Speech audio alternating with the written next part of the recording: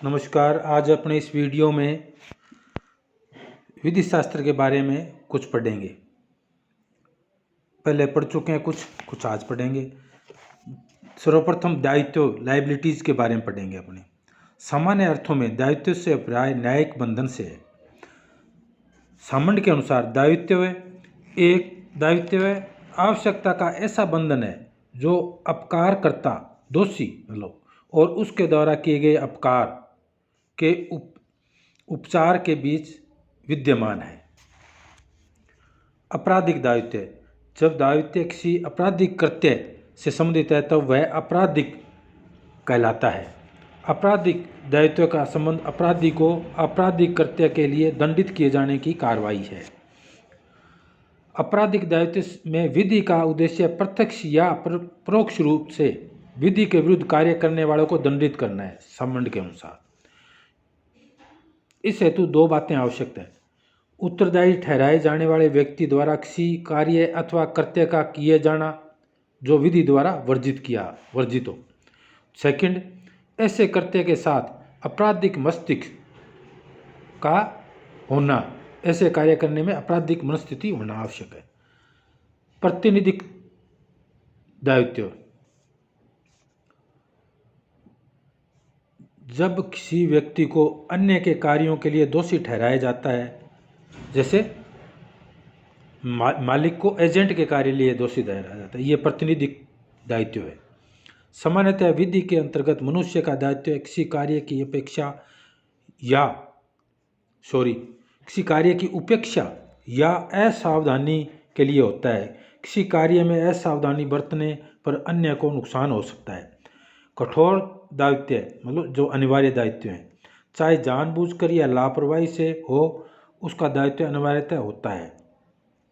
जैसे जंगली पशुओं, विस्फोटक पदार्थ, खतरनाक द्रव्यों, गैसों के रिसाव, विद्युत, जल आदि में, जैसे भोपाल गैस त्रासदी थी, इनमें अनिवार्य रूप से उनका चेक किया हो और जानबूझ के नहीं किया हो।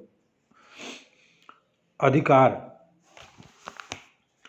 प्रत्येक व्यक्ति प्राकृतिक तौर पर सुख एवं शांति से जीना चाहता है। यह तभी संभव है जब उसे कुछ आधारभूत अधिकार मिले, उनमें हस्तक्षेप पर अन्य को दंड मिले। कानून की भाषा में अधिकार का अभिप्राय विधिक अधिकार, लीगल राइट से है।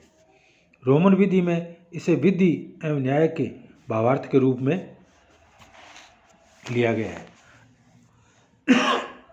सामान्यतः अधिकार को हित, सुविधा, विशेषाधिकार, स्वतंत्रता के रूप में लिया जाता है, जबकि न्यायिक में विधिक अधिकार ऐसे अधिकारों को विधिक मान्यता प्राप्त होती है एवं उल्लंघन पर न्यायिक उपचार प्राप्त होता है, जबकि प्राकृतिक कानून में ऐसा नहीं होता।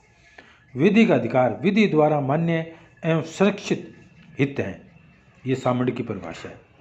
जैसे जीवन, स्वतंत्रता, स्वास्थ्य और मान मर्यादा की रक्षा कानून द्वारा किए जाना। ऐसे विधिक अधिकार जो सरकार द्वारा कानूनी प्रक्रिया से संरक्षित किए जावें, यानी सरकार द्वारा मान्यता प्रदान किया जाना। विधिक अधिकार में क्या क्या है? हितों के संरक्षण का माध्यम है। ये विधि द्वारा मान्य और संरक्षित है। 3 विशेषता है।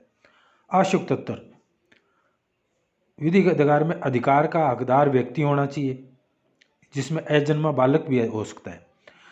दूसरा, अधिकार से आबद्ध व्यक्ति भी होना चाहिए जिस पर पालन करने का दायित्व हो। तीसरा, अधिकार के अंतर्वस्तु उत्तरदायी व्यक्ति द्वारा कार्य करने या कार्य लोप का उत्तरदायित्व हो उस पर। अधिकार की विषय वस्तु, अधिकार का संबंध किसी वस्तु से होता है, जैसे ट्रेडमार्क, कॉपीराइट, गुडविल। अधिकार का स्वतः हक, टाइटल, धारणकर्ता का हक या स्वतः अधिकार के साथ जुड़ा होता है। प्रकार, इसके प्रकार हैं पूर्ण या अपूर्ण।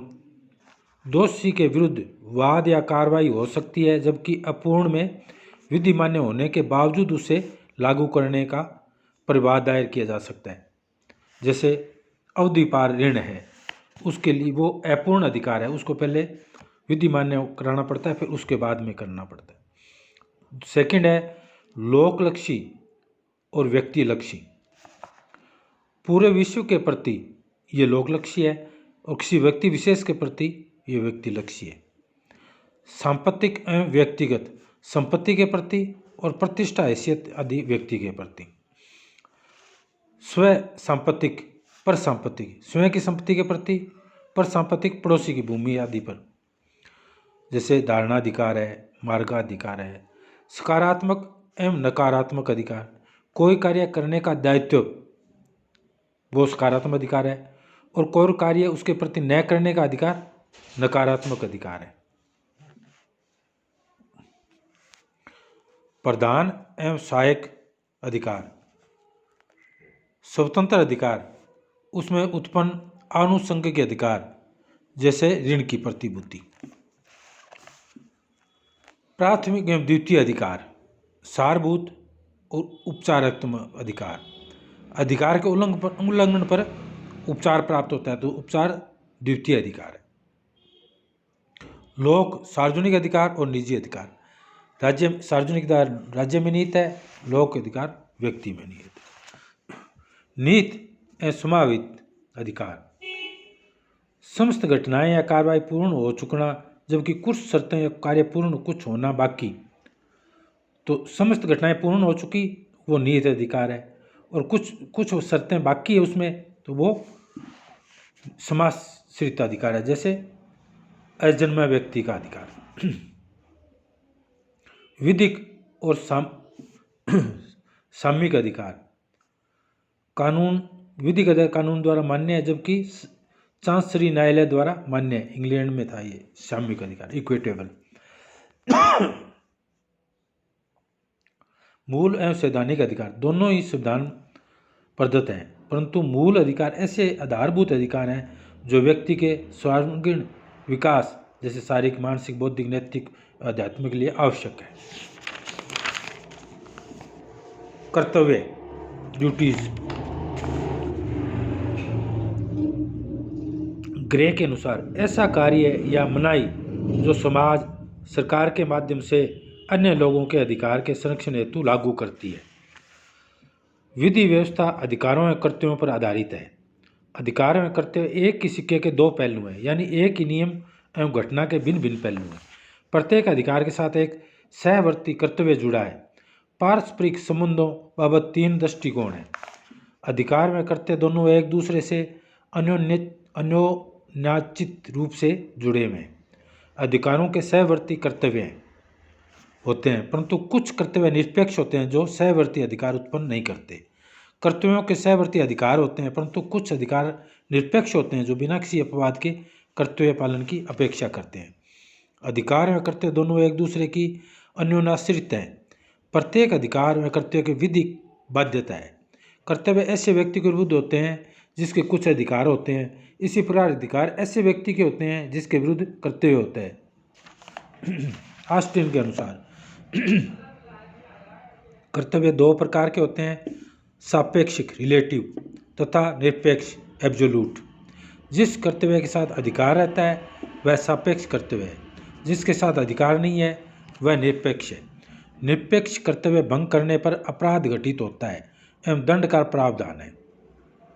सापेक्ष कर्तव्य भंग का एक दीवानी अपकृत्य है माना जाता है, जिसका उपचार क्षतिपूर्तिवाद है।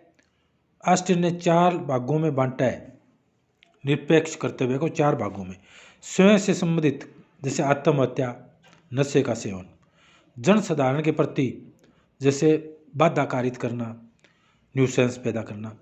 मानवेतर अर्थात जो ईश्वर या पशुओं के प्रति, राज्य के प्रति। निरपेक्ष अधिकार, जीने का अधिकार, निर्दोष व्यक्तियों के जीवन का अधिकार, आर्थिक रूप से सुरक्षित जीवन का अधिकार, बालकों का माता पिता से समुचित जीवन यापन का अधिकार।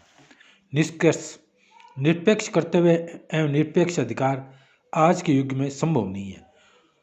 सर्वमान्य सिद्धांत यही है कि अधिकार एवं कर्तव्य दोनों एक दूसरे के सहवर्ती हैं।